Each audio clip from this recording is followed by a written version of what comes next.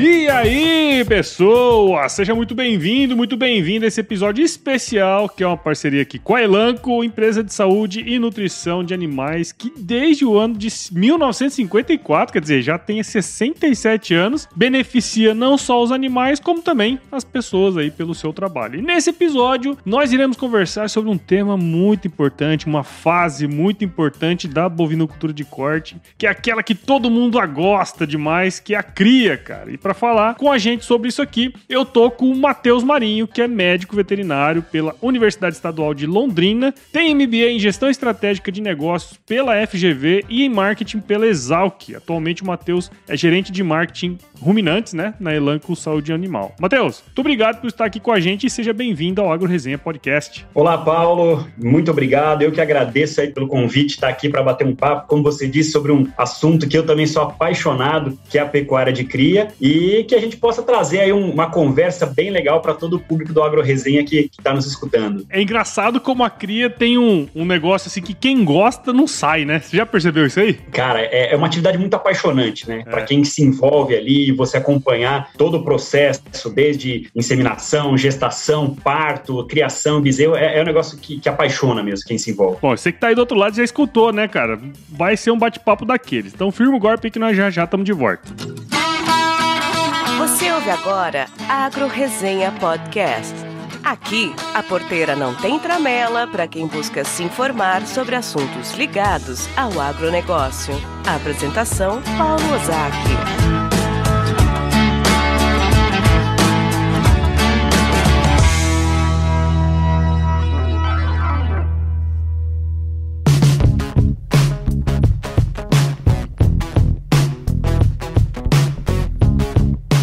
Bom, Matheus, estamos aqui de volta, cara, e pra gente entrar, antes, né, na verdade, a gente falar sobre a cria, né, acho que seria legal também, cara, pra você contar aí um pouco da sua história pra gente, cara. Paulo, a minha história com o agronegócio, ela começa desde bem pequeno. O meu pai sempre trabalhou envolvido com o agronegócio, numa empresa de insumos para agricultura, e muito cedo ele comprou uma propriedade e começou a produzir leite. Então, assim, eu não cheguei a morar na propriedade, mas eu passava boa parte da infância, férias, final de semana, feriado, eu estava sempre por lá. E aí começou essa minha paixão por animais de produção. Então, optei por fazer a faculdade veterinária, né, que como você comentou, fiz lá na UEL, na Londrina, e me formei, trabalhei um tempinho com assistência técnica a campo, muito voltado para a parte de reprodução, né? Então fazia muita assessoria reprodutiva em rebanhos de corte e leite, trabalhei com transcendência de embrião, com FIV em algumas empresas também, até que surgiu a oportunidade para entrar na área comercial, né? E aí na época foi na Bayer, em 2007, na verdade comecei em 2008, e fui para Santa Catarina, fiquei um tempo lá, depois no norte do Paraná, depois oeste do Paraná, trabalhando muito na área de comercial, então dando assistência tanto para pecuaristas, quanto também para lojas, distribuidores, revendas aí em relação aos produtos. E aí em 2017 vim para o time de marketing da Bayer na época, né, trabalhando ali focado em gado de corte, e desde 2017 até então estou trabalhando mais nessa área. O ano passado, acho que como muitos de vocês devem saber, a Elanco Saúde Animal adquiriu toda a parte de saúde animal da Bayer, né? Então a gente todos nós migramos aí junto com o nosso portfólio para a Elanco, onde eu estou desde agosto do ano passado como um dos gerentes de marketing para ruminantes aqui no nosso time. Você é natural do Paraná mesmo? Não, eu sou nascido no interior de São Paulo, em São João da Boa Vista. Ah, São João da Boa Vista, que legal. Eu percebo, cara, que tem muita gente da nossa área, né? A gente que é técnico, trabalhou em campo e tal. Eu percebo que tem muitos profissionais, assim, agrônomos, veterinário, zootecnista, que vão para a área do marketing, cara. E é muito interessante isso, né? Porque me parece que a visão que a gente tem no front ajuda demais no back, né, cara? Não sei se você tem essa visão aí também. Com certeza, Paulo. Eu comento, né, que esse fato de eu ter trabalhado um tempo ali, 1 ano e meio na área técnica, dando assistência, e mesmo depois desses 10 anos aí no comercial, onde eu visitava, assim, diariamente fazendas também, dando suporte técnico, né? Isso traz uma bagagem para hoje a gente trabalhar, eu trabalhar aqui na área de marketing muito grande, porque a gente conhece a realidade do pecuarista, a gente conhece os desafios, tanto do pecuarista quanto da nossa própria equipe. Sim. Então, realmente, é bem bacana estar no marketing hoje com essa visão do negócio, do campo, do dia a dia. Isso, não, bacana. cara? É uma baita de uma experiência, né? Você passar tanto tempo assim, rodando, visitando pecuaristas, né, cara? Isso aí dá uma bagagem tão grande que, de fato, ajuda em qualquer contexto, né? No fundo, né? E hoje é bem bacana porque, assim, na função que eu tenho a felicidade de poder conhecer muitas realidades, né? Então, a gente viaja para diversos lugares do Brasil, a gente conhece desde propriedades pequenas no Rio Grande do Sul até grandes fazendas no Pará. Então, isso traz uma bagagem muito boa até para a gente poder compartilhar. Então, se a gente vê uma coisa em uma região, uma boa iniciativa, a gente pode compartilhar com pecuaristas, com produtores de outros lugares, aquilo que a gente viu em regiões diferentes. Sem dúvida. Isso agrega muito valor, né, cara? E, bom, você falou, né, você visitava a turma lá no Rio Grande do Sul, né, que tende a ser propriedades um pouco menores. Eu trabalhei no Pará também, num grande grupo lá, né, cara? E a gente percebe e os números dizem, né, que a pecuária, de fato, é um setor super importante para o nosso negócio, né, para o agronegócio brasileiro. Né, se olhar aí a participação do PIB, né, os dados que o CPEA sempre lança, né? Dentro desse contexto aí, você que tem essa visão bem ampla, né, da pecuária de norte a sul do Brasil, a gente está vivendo um período altíssimo, né, de preços altos do boi, enfim, de todas as fases da pecuária de corte, né? Qual que é a análise que vocês têm tido do setor aí, você que está olhando isso direto? Paulo, o setor de produção de carne, né, o setor de proteína animal em geral está passando por isso que você comentou, esse aumento de preços. Na pecuária de corte, especificamente, a gente tem aí nos últimos meses, desde o ano passado, um aumento expressivo na exportação, né, por toda a situação que teve lá na China, da peste suína africana, né, no plantel de suínos, aumentaram muito a importação da nossa carne, a questão do dólar também, que fez a nossa carne ficar muito competitiva no cenário externo. Então, mesmo com uma redução que a gente teve o ano passado no consumo interno, por causa da pandemia, a crise econômica e tudo mais, no geral, a gente ainda continua com um cenário bom, porque nós estamos exportando uma boa parte da carne com um preço bom. Com isso também, né, a gente tem um pouquinho de queda na oferta de animais, né, por toda a questão de pastagem, chuvas e tudo mais. Então, a gente está com alta demanda e baixa oferta. E isso vai puxar o preço para cima, que é o que a gente está vendo aí hoje, arroba, né, de 300 até acima de R$300 na arroba do animal. Então, é um momento também que os insumos aumentaram, então você pega preço de soja, preço de milho, eles aumentaram bastante, porém, esse preço alto da arroba e do bezerro também que a gente está acompanhando no mercado de cria, eles ainda estão sendo compensatórios, né? Então, o produtor que é eficiente hoje, ele está conseguindo ter um rendimento bem interessante, mesmo com esse aumento dos custos que a gente tem, também por causa de todo o cenário global aí de consumo, né? E é muito interessante isso, né? Porque eu estava até vendo aqui, hoje eu vi aqui um negócio realizado aqui, R$327. Onde que você imaginaria 2 anos atrás vendendo boi a R$89, cara? É uma coisa assim, foi uma mudança repentina, né? E eu sempre faço um paralelo com os agricultores, né? Teve uma época também que a agricultura no Brasil, principalmente de commodity, ela servia para abastecer o mercado interno, né? E à medida que eles foram expostos a um mercado externo, a gestão do negócio foi mudando, né? E eu vejo que a pecuária tá caminhando um pouco nesse sentido. Não sei se você tem essa mesma visão, assim. É bem isso, Paulo. A gente costuma brincar, né? Que a pecuária, ela tem um pouco de atraso em relação à agricultura. Então, muitas coisas que você viu passar na agricultura nos últimos anos, elas estão acontecendo agora na pecuária. E o que está acontecendo agora na agricultura, né? A gente vê aí evolução tecnológica, né?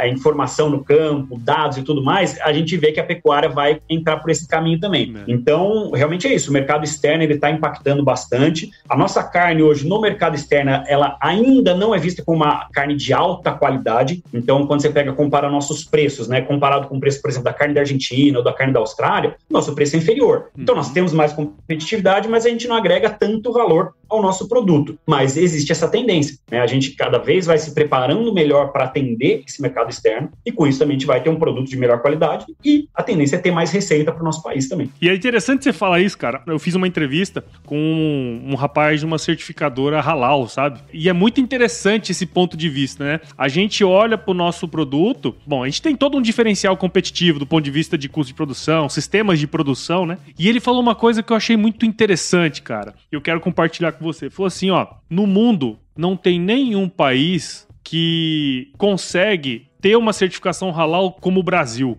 Eu falei assim, cara, explica melhor isso aí. Ele falou assim, cara, vocês têm um sistema de inspeção tão rígido que quando a gente vai certificar qualquer frigorífico, qualquer empresa, é muito fácil. Eu falei, ô louco, sério? E ele É, cara. E é um mercado que cresce. Sabe quanto que é o mercado halal no mundo, velho? Movimenta 3,4 trilhões de dólares. Olha que doideira que é isso aí, né? E a gente tá na ponta, velho. E é um negócio que tá aí pra acontecer. Tem toda essa mudança que você falou, né? Cada vez mais a gente vai ter exportação, então a gente vai participar do mercado internacional. Então é uma baita de uma oportunidade também, né? Demais, demais. E acho que isso que você falou é um exemplo muito claro, né?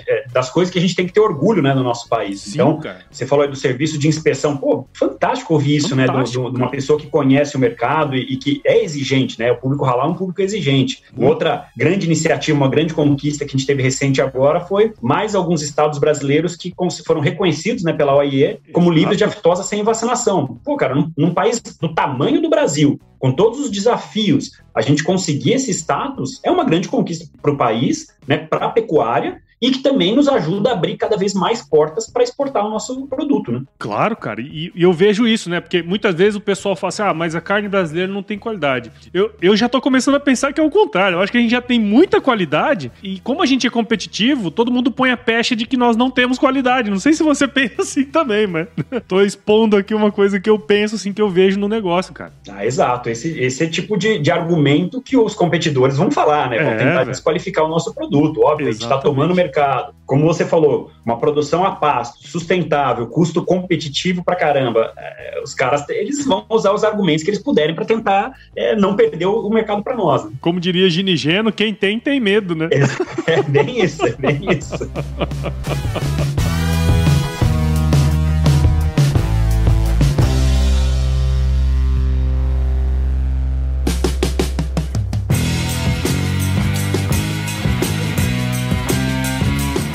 Eu trabalhei muito tempo como analista de mercado de boi, né? Não sei se eu cheguei a falar isso pra você, né? Eu trabalhei no CPEA há um tempo com leite, né? Analisando o mercado de leite. E tinha também alguma coisa de boi. E no IMEA, aqui em Mato Grosso, eu trabalhei algum tempo também analisando o mercado de boi, né? E especialmente no IMEA, né? Porque a gente tinha muitos dados interessantes, assim. Eu fui percebendo, cara, que ao longo dos anos, aquele ciclo pecuário que a gente aprendia na escola, né? O ciclo pecuário tem 7 anos, não sei o quê, né?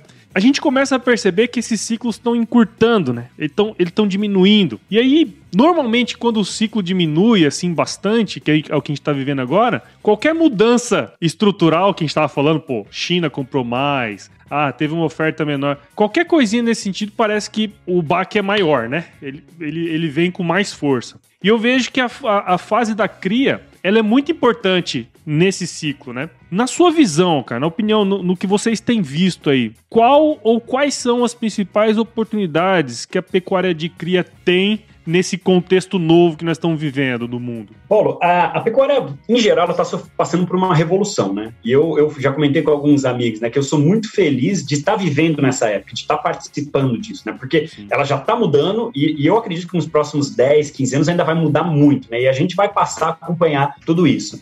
Então, quando você olha aí para os últimos 20 anos, a pecuária, em geral, evoluiu, mas quando a gente olha especificamente para a cria, a gente vê que teve uma evolução muito grande, principalmente na parte de reprodução. Então, os protocolos de ATF, antigamente, era inviável você inseminar uma fazenda de corte grande. Como que você ia ficar observando o cio, trazendo animal para manejar e inseminar todo dia? Era impossível. E com o crescimento da IATF, isso passou hoje a uma coisa corriqueira e ainda não é amplamente utilizado, né? Hoje mais ou menos aí uns 15% mais ou menos das vacas em idade reprodutiva são inseminadas, mas já é uma tecnologia dominada, né? E isso evoluiu muito, a cada ano vem melhorando o índice, qualidade de sêmen e tudo mais. Então isso já está ajudando a intensificar a produção dentro da pecuária de cria. Antigamente, eu lembro que a gente falava em desmamar um bezerro aí de 160, 180 quilos, já era um bom, né? Um bom negócio.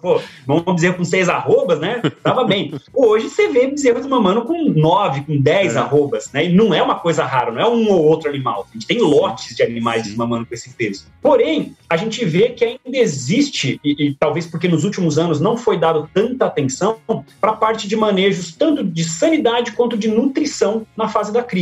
Então, a nutrição ela avançou muito na recria e na terminação, né? Então, a gente vê algumas iniciativas como o Boi 777, né, lá do pessoal da APTA, terminação intensiva a pasto, recria intensiva no coxo. São todas iniciativas que trouxeram muito conhecimento, principalmente na nutrição, e que permitiu que a gente que abatia lá boi com 5, 6 anos de idade, hoje você consiga abater tranquilamente animal abaixo de 2 anos, né, abaixo de 30 meses, bem tranquilo. Porém, a fase da cria a gente ainda evoluiu um pouquinho nessa questão que eu falei, né, de peso a desmama, porém a gente ainda tem algumas áreas que não foram dado tanto atenção, que a gente vê, como eu comentei, a parte de sanidade e de nutrição. E cada vez que a gente fala em intensificar, em aumentar a produtividade, a gente tem que lembrar que ela tem os bônus, né, de trazer mais receita por área e tudo mais, mas ela tem o ônus que os desafios na sanidade aumentam.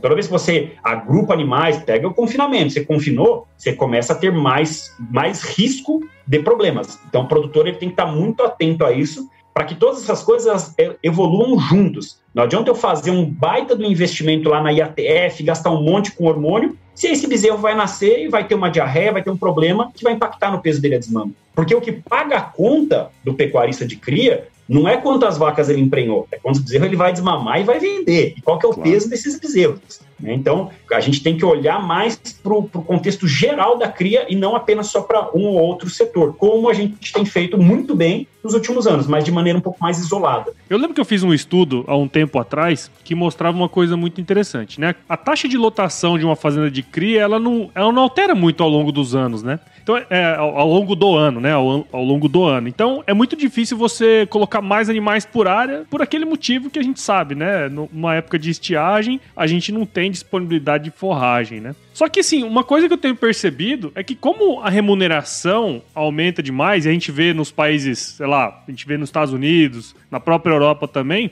a hora que começa a ter uma remuneração melhor, acaba que, me parece, que a cria tende a intensificar um pouco mais também. Não sei, o que você tem visto nesse sentido, cara? Tradicionalmente, Paulo, a cria ela sempre foi a atividade menos intensiva, né? Se a gente separar entre cria, recria e engorda. A engorda, obviamente, tende a ser a mais intensiva, né? Por causa dos confinamentos e tudo mais, própria terminação intensiva a pasto. Recentemente, nos últimos anos, a gente passou por esse movimento de intensificação na recria também, mas a cria ela tende a ser a menos intensiva. Existem vários motivos que podem explicar isso, né? Mas alguns deles que eu vejo.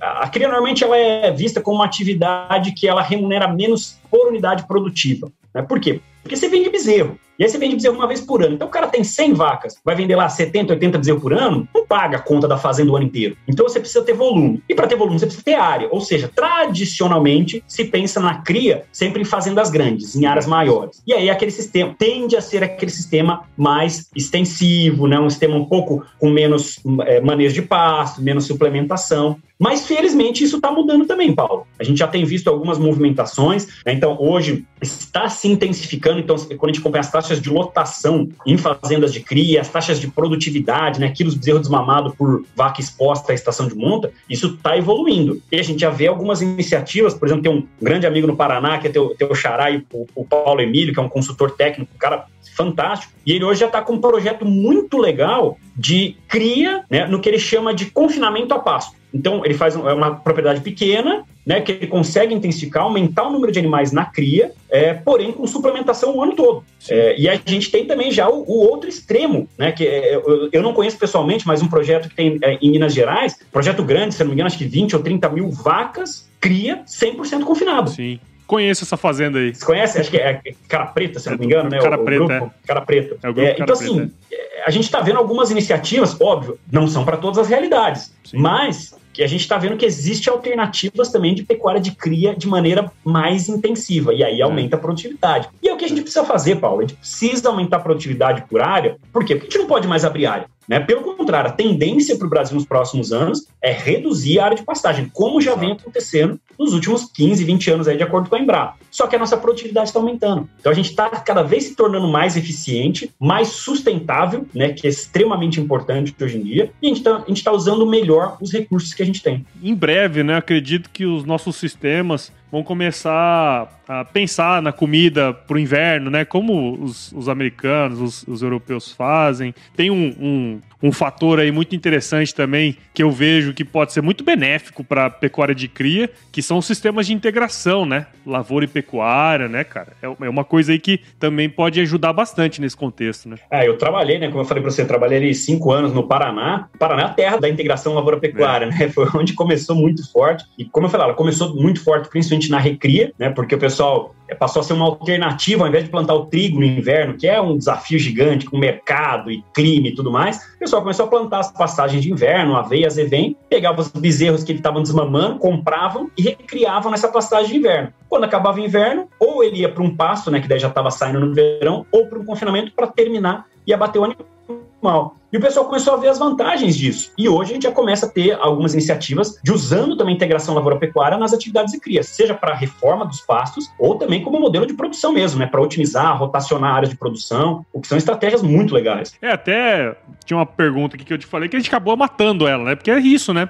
A gente pega os dados zootécnicos, sei lá, pega os dados, por exemplo, que a gente tem de custo de produção, né? De levantamento lá da CNA, do CPEA, do IMEA também, né, que eu já tive acesso a isso. A gente analisa os dados zootécnicos e econômicos e a gente percebe que a pecuária de cria sempre tem uma remuneração por área menor, né? Então tudo isso impacta nessa questão do investimento quando se trata de produtividade, enfim, de tecnologia, né, cara? E aí quando a gente está falando aqui, né, de tecnologia, de intensificar, você falou, né, de planejar nutrição, planejar o pasto, planejamento forrageiro é essencial. E aí você pega uma fazenda grande de cria, você vai falar em reforma de pastagem, é um investimento muito alto para fazer, né? Então, as fazendas grandes, elas têm esse desafio, né, de conseguir gerenciar o seu caixa, o seu planejamento para poder fazer isso. E nos anos passados, a tendência é que isso não era feito. Então, era aquele fazendão, em vez de manejar bem o pasto ou planejar melhor a lotação, o que o cara fazia? Só tinha uma área gigante, diminuiu o número de animais para dar conta, mesmo ali naquele pasto mais rapado, o animal sobreviver. Só que essa pecuária não está mais tendo espaço, Paulo. Isso, cada vez menos a gente vai ver, né? A tendência futura é cada vez mais a gente ter pressão diária, seja pela agricultura, seja por áreas de reflorestamento e tudo mais. Então, o pecuarista que vai ficar é aquele cara produtivo, o cara que investe, o cara que consegue ter uma boa remuneração por área e tem várias iniciativas no Brasil que mostram que isso é possível, porém, tendo todos os cuidados ali, com sanidade, com nutrição, com genética, tudo para que a gente precisa. Sem dúvida. E você comentou, né, que assim, tem jeito de você fazer. Quer dizer, tem técnica disponível, né? Acho que a nossa academia estudou muito isso, né, cara? A Academia Brasileira de Ciências Agrárias estudou muito como você faz para aumentar a produtividade pecuária.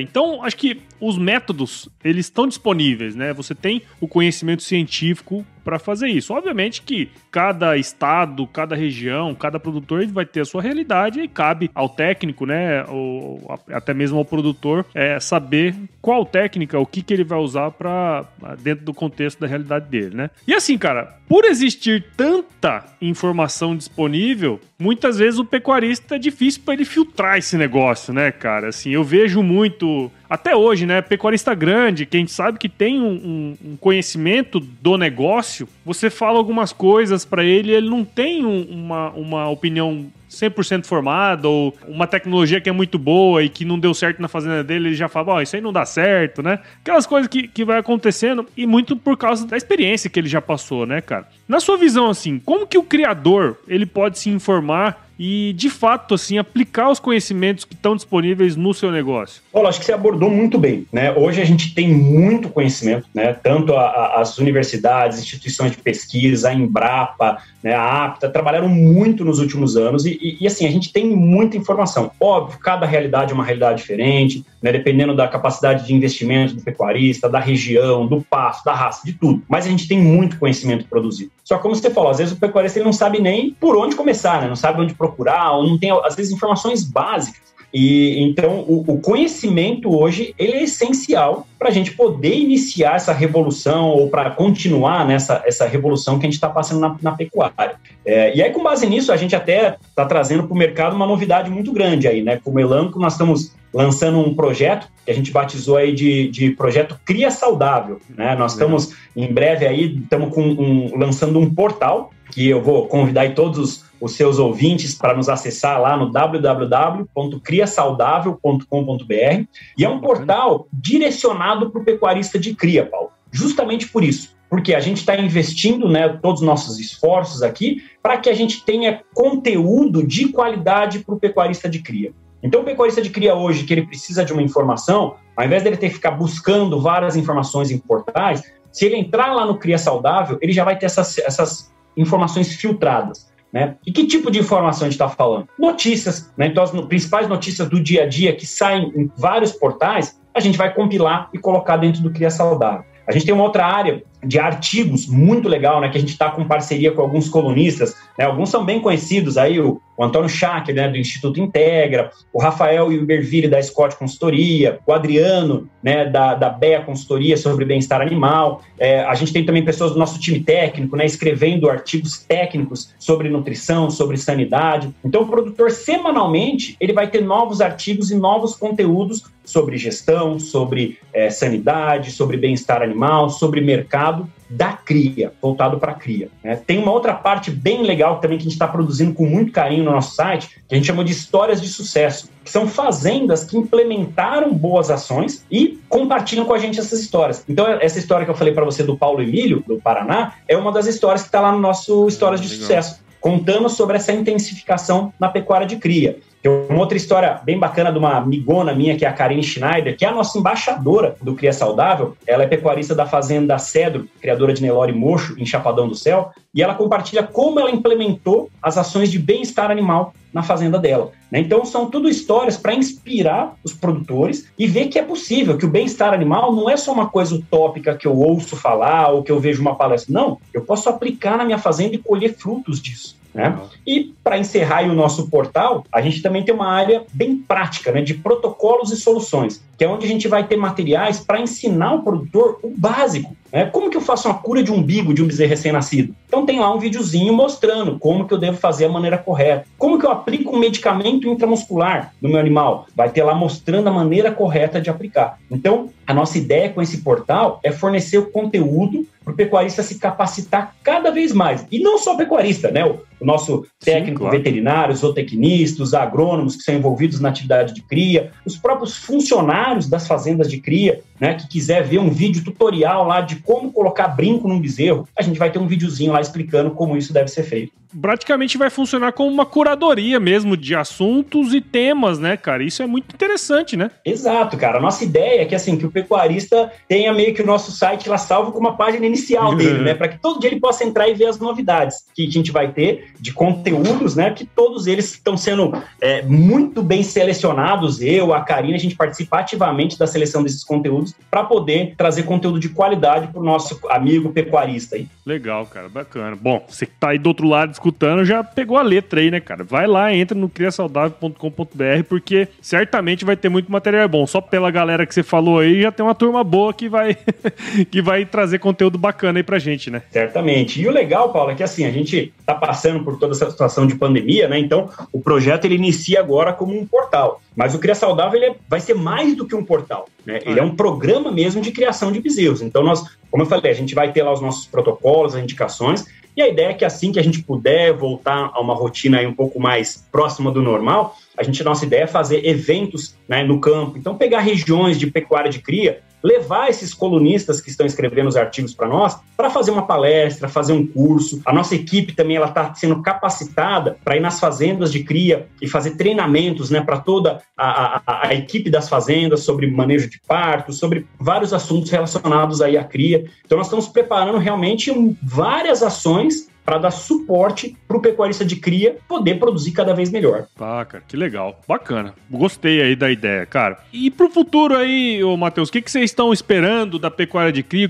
Qual que é a visão de vocês aí pro futuro? Paulo, a gente, né, como empresa, como Elanco, a gente é muito animado com a pecuária no Brasil, né? A gente realmente é apaixonado, é uma empresa apaixonada pela pecuária, e nós vamos estar junto com o pecuarista. O pecuarista vai evoluir, nós vamos evoluir junto com ele, dando suporte e andando aí de mãos dadas com o pecuarista. Então, a gente vê, como a gente já falou bastante aí, né, para pecuária de cria especificamente, uma tendência de intensificação cada vez maior aí para os próximos anos, né, um foco maior na parte de sanidade, muito maior na prevenção de doenças do que no tratamento, né, não espera o animal adoecer para tratar, previne, né, não deixa a doença acontecer, capacitação de mão de obra. Então, cada vez mais a gente vai precisar que os peões que trabalham na fazenda, eles entendam o que eles estão fazendo. Ele não pode ser mais um cara que vai lá e executa a tarefa, ele tem que entender qual que é o propósito. Por que eu não posso bater no animal? Por que eu não posso gritar com o animal na mangueira? Por que eu tenho que conduzir ele com calma? Tem um porquê, né? Então, o pecuarista tem que se atentar cada vez mais para isso, que a equipe tem que estar abraçada com ele, andando junto com o mesmo propósito. né? E isso cada vez mais vai tomar conta aí da nossa pecuária de cria. Então, isso tudo vai levar a uma profissionalização do nosso setor. Então, tecnologia, gestão, tudo isso cada vez mais vai estar presente dentro da pecuária de cria também, aí no nosso Brasilzão nos próximos anos. Você sabe, ô Matheus, que eu tenho uma teoria de que se os pecuaristas de cria fossem todas mulheres, não tinha nenhum bezerro doente. Paulo, é uma coisa... Porque as mulheres vão no médico, cara. Os homens não vão, cara. É interessante, cara, é interessante. E a gente vê, né, uma outra pessoa que também a gente tem uma parceria bacana, que talvez você conheça, a Carmen Pérez, né, lá da Fazenda Orvalho das Flores, é uma fazenda referência em bem-estar animal. E a gente comentou esse dia, eu estava falando com ela justamente sobre isso, né? As mulheres, elas têm uma sensibilidade diferente para a atividade de cria. Então, é óbvio, eu acho que a gente se complementa, né? Então, o homem com a sua visão, a mulher com a sua visão, a gente consegue se complementar e trabalhar em conjunto, mas eu conheço grandes pecuaristas aí pelo Brasil, cara, que estão fazendo um trabalho espetacular. É brincadeira, né? Porque a gente brinca assim, sempre que as mulheres, elas sempre se cuidam, né? Tipo, a hora que dá uma coisinha, já vai no médico. O homem, não, você deixa pra lá, isso aqui tô bem. É óbvio que é uma brincadeira e só mostra que o cara, pra ele trabalhar com a cria, não tem jeito. Ele tem que ser cuidadoso, né? E tudo passa por esse cuidado que ele tem. E eu gostei muito do bate-papo hoje, porque eu acho que tudo isso que a gente conversou aqui vai dar muito subsídio pra quem escutar, né, cara? Eu acho que vai ser bem legal esse episódio aqui pra quem tá aí do outro lado, né? Paulo, eu sou uma pessoa que, particularmente, e aqui na Elanco eu gosto muito da empresa por causa disso, a gente acredita muito no potencial que a educação tem, cara, sobre a vida das pessoas. Então, toda vez que a gente participa de um bate-papo como esse aqui, ou que a gente faz uma palestra, a gente tem, né, na nossa equipe aí 50 pessoas espalhadas pelo Brasil fazendo palestra, visitando o produtor, porque a gente acredita muito nisso. A gente acredita que levar a educação, né, a gente fazer esse nosso papel de extensionismo, de levar informação, a gente está colaborando e ajudando a pecuária a se tornar cada vez mais eficiente, né, como eu falei, então mais sustentável, mais produtiva, porque a nossa visão como empresa, né, a gente tem uma visão aqui que é de alimento e companheirismo enriquecendo a vida. Então a gente como empresa, a gente acredita que o alimento enriquece a vida das pessoas, cara. Então se a gente puder ajudar a nossa pecuária a ser mais produtiva, para que a gente produza um produto de qualidade a um preço acessível, a gente está cumprindo o nosso propósito, né? Então é isso que nós vamos fazer. Sem dúvida, cara. Legal, muito bom. Bom, Matheus, eu queria muito te agradecer, cara, por você ter participado aqui com a gente no AgroResenha. Foi um baita de um bate-papo legal. Falar de cria, a gente poderia falar aqui umas 3 horas, né? Dá pra falar bastante. Dá pra falar muita coisa, mas assim, eu tenho certeza que quem tá do outro lado, porque o pessoal que escuta o AgroResenha tá no seu carro viajando pra fazenda, ou tá fazendo um exercício, tá lavando uma louça, né? Então eu espero que você que tá aí do outro lado tenha entendido mais sobre a pecuária de cria no Brasil. Afinal, nós fizemos um overview aí, como diz outro, um overview geral, né? Da cria no Brasil. E também, né, cara, sobre os caminhos para alcançar aí uma cria saudável. Então, eu achei que foi um episódio muito legal e eu quero te agradecer e parabenizar você pelo seu trabalho, cara. E o trabalho da Elanco, né, obviamente. Eu que agradeço, cara, pela oportunidade. Realmente, o bate-papo aí para mim foi muito gostoso. Como você falou, eu poderia ficar o dia inteiro falando aí sobre pecuária de cria, que é um assunto que eu sou apaixonado, já falei isso. Então, obrigado pela oportunidade de comunicar aí também com o teu público, né, que é um pessoal que gosta bastante desse assunto. Sim. E ouve bem esse conteúdo. E queria deixar mais uma vez o convite, né, para o pessoal acessar lá o www.criasaudável.com.br, que eu tenho certeza que o nosso amigo pecuarista que acessar, ele vai gostar e esse site vai passar a ser parte da rotina dele para adquirir informações de qualidade para o seu negócio. Legal, cara. Bom, você que está aí do outro lado, o Matheus já deu a letra, segue lá, entra no site criasaudável.com.br. Mas o Matheus, para quem queira seguir também a Elanco, você aí, né, cara, onde que o pessoal pode encontrar aí para bater um papo? Isso aí, Paulo. A gente está presente nas redes sociais, né? Então, tanto no Facebook quanto no Instagram, lá como @ElancoBrasil, né? No LinkedIn como Elanco, e aí você encontra o perfil brasileiro lá. A nossa página, que é o elanco.com.br, também pode nos acompanhar lá na nossa página, entender um pouquinho mais sobre os nossos produtos. E comigo, cara, se quiser falar, me adiciona também lá no Instagram ou no LinkedIn, né? Matheus M. Marinho. Pode me chamar lá, mandar mensagem que, cara, tá aí um assunto que eu gosto muito de conversar e tenho o maior prazer em poder tirar as dúvidas e ajudar quem quiser entender um pouquinho mais sobre esse assunto. É isso aí, cara. Muito legal. Obrigado de novo.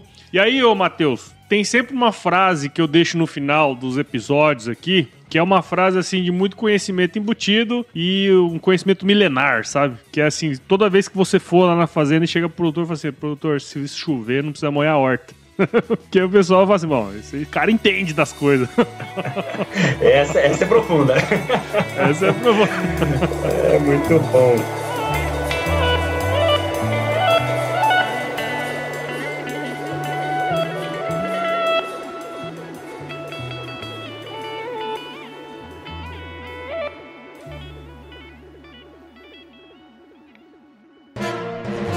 Mais um produto com a edição do Senhor A.